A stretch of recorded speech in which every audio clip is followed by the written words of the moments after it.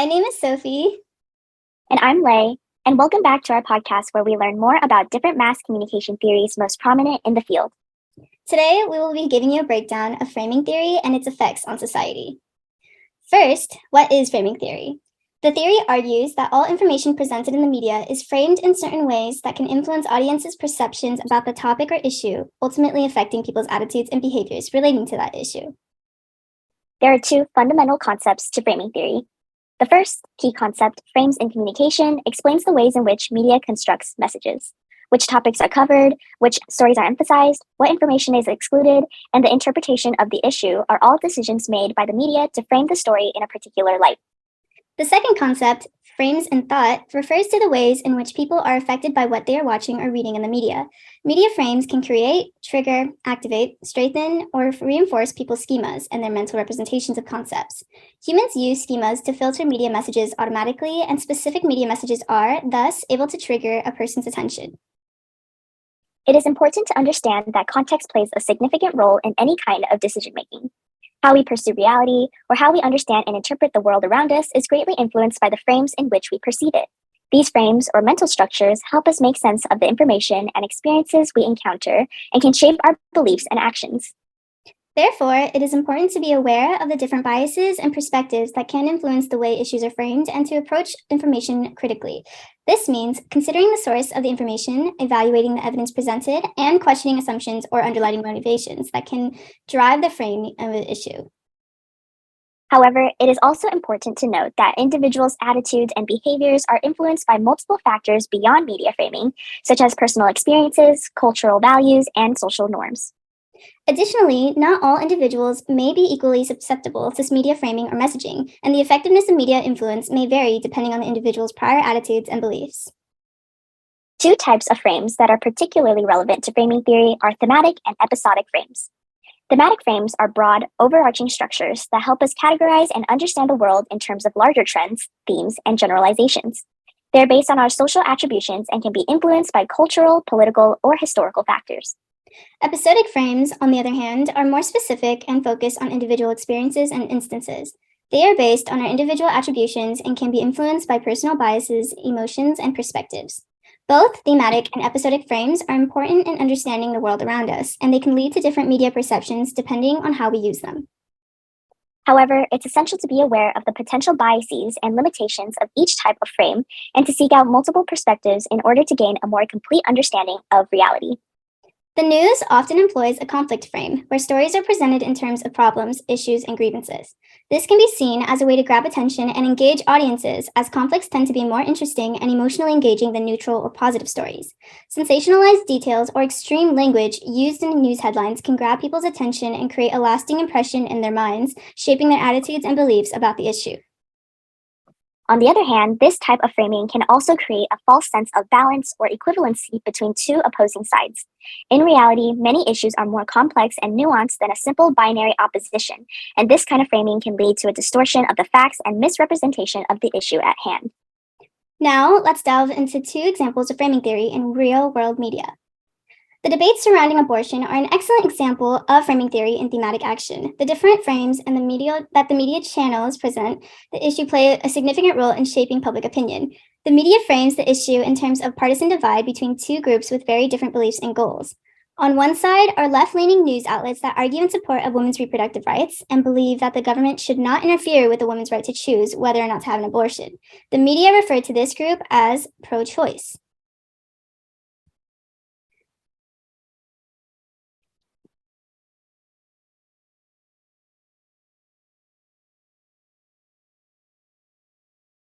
An example from a more liberal news sites regarding abortion would be MSNBC's article titled, "States that allow abortion have an economic advantage." Here, they frame the issue as Republicans have no plans to deal with a problem that directly incentivizes abortion, the skyrocketing cost of children. This pro-choice channel concludes that conservative policies only continue to largely fail their professed goals and instead brutally harm those most in need: the child rape victims, low-income populations, and pregnant women with detrimental medical difficulties stuck in red state hospitals. On the other hand, are the right-leaning news outlets that oppose abortion and argue that the government has a responsibility to protect the lives of the unborn. The media often represent this group as pro-life. Fox News' headline frames this issue as abortion ruling finally gives unborn chance for legal protection they deserve. This pro-life article conveys preborn little boy and girl fetuses as defenseless against abortion, but thanks to the overturning of Roe v. Wade, they are now granted a chance at life with legal protection. Now, the unborn are protected in some places, and so, of course, many liberal states need to double down on their mistreatment of the unborn. Here we see the opposing sides using framing theory to shape the issues of abortion to support their beliefs. The more liberal news channels chose to highlight the issues of abortion as a women's rights issue, whereas conservative media outlets frame the issue as legal protection for the unborn. The use of these specific terms helped to reinforce each side's position and made their arguments more salient to the public. Overall, the media's framing of the issue with news headlines plays a significant role in shaping public opinion regarding abortion based on audiences' beliefs.